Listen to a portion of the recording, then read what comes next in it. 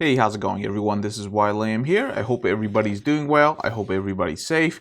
In this week's Fuji Fridays, it looks like the managers at Fujifilms actually did a lot of interviews, so I'm going to go over a few things. If you want to watch the full interviews, I have the links in the comments below. They're definitely worth watching, and they're quite long. Now, one of them isn't in English, so I'm going to warn you there, but it is worth a watch if you're interested in what Fujifilms is doing, and there is definitely a lot of information in there. But for me, I'm just going to cover 3 topics that interest me, and then I'm going to go into a topic that I just want to talk about at the very end. The X-T4, the last time that I heard about it, it was going to be manufactured mostly in China, but there were going to be some units manufactured in Japan. That was what I heard about last, but from the manager interview, it looks like the X-T4 will be exclusively only manufactured in China.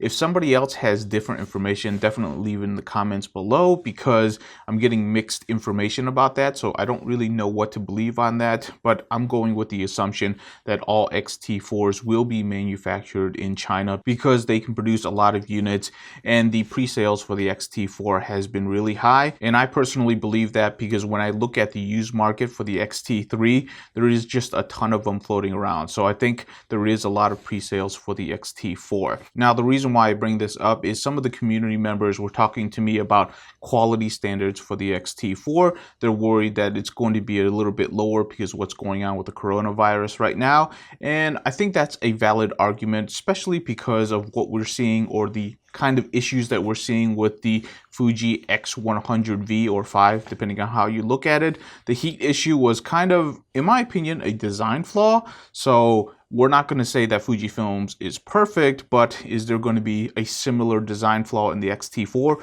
We really don't know. We know it's coming with a new battery. We know it's going to be using a lot of power because the Iida system is going to demand more power. So in terms of quality control, I do believe Fujifilms does a really good job, and I think they're going to keep it at a very high standards, but that doesn't mean they're perfect. So for those of you who are worried about that, I would definitely hold off and just wait it out, because there's going to be plenty of X-T4s eventually, and who knows, by the Christmas season, there could be a big sale on it because the economy just isn't doing well. I expect the sales are going to be pretty heavy and pretty deep this Christmas season, because there's going to be a lot of companies that are going to want to really reduce their inventories or try to get their margins up towards the end of the 2020 season, just because of the stock market and whatnot. The next interesting topic that I want to cover is that the managers were talking about firmware updates, and we know in 2019 there was a distinct lack of firmware updates, but now fast forward to 2020, we can kind of understand why, because Fujifilms was accelerating their development of the X-T4, the IBIS units, and everything that comes along with it.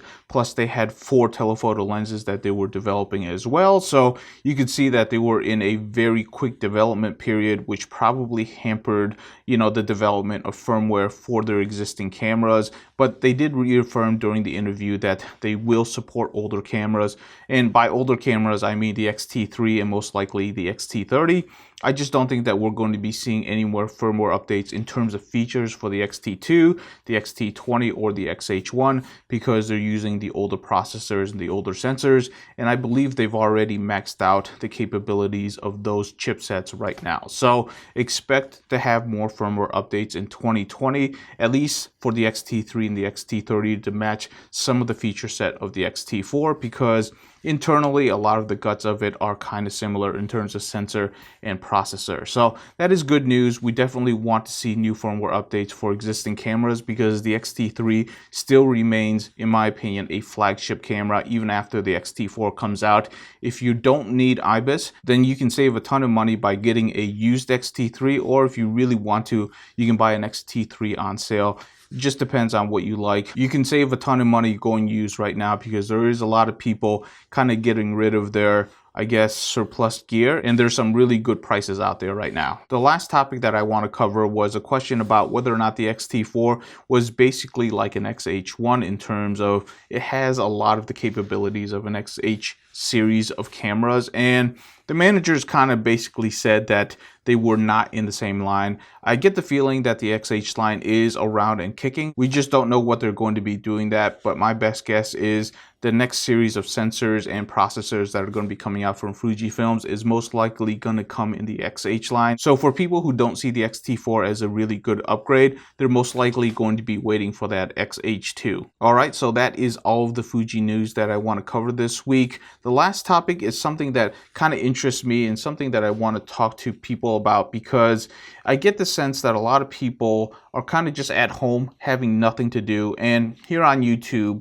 we're here to entertain you. So there's been a lot of people that have been creating much more videos. Some of it is because ad revenue right now is done, so they're creating more content to kind of make up for that ad revenue, which makes a lot of sense for content creators.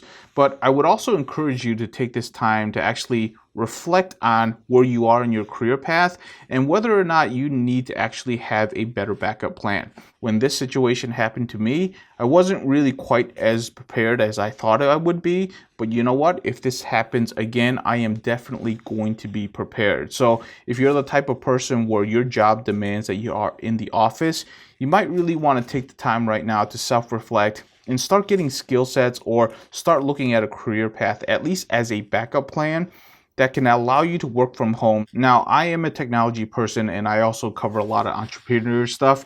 And I know for a fact that there are some really smart people right now that are already going out, building companies, trying to revolutionize industries to where they're capable of working from home. You know, there's going to be a couple of companies and there's going to be thousands that get started up during this period, even though it's a recession, that are going to be multi-million-dollar companies by the end of 2021. And you should seriously think about looking up these companies or getting involved in these type of companies, because they are entrepreneurial companies. There is definitely a high risk of them failing. But right now, if you don't have a job and you have some capabilities and you have some really good skill sets, this is a good opportunity to get out there, try, be an entrepreneur, and who knows, you might be one of those lucky companies that are going to come out and, you know, IPO, be a multi-million dollars. Now, the chances of that are extremely low. It's basically like winning the lottery, but you should really think about that. You should really consider that to really enhance your skill sets or change your skill sets in a ever-evolving world where, you know what, isolation might actually come again within the next 20 to 40 years. It's a good opportunity right now to actually learn a skill set to be able to work from home. I'm not saying you have to just dedicate yourself to that. I'm not saying you have to do YouTube videos, but I am saying that it is a good opportunity to figure out if you can expand your vision and try to find a new type of work path that's going to be very versatile, or at least is a good backup path. Anyhow, that's all I have this week. Thank you so much for listening. I hope you have a great weekend. I hope you're safe, and I'll see you in the next video.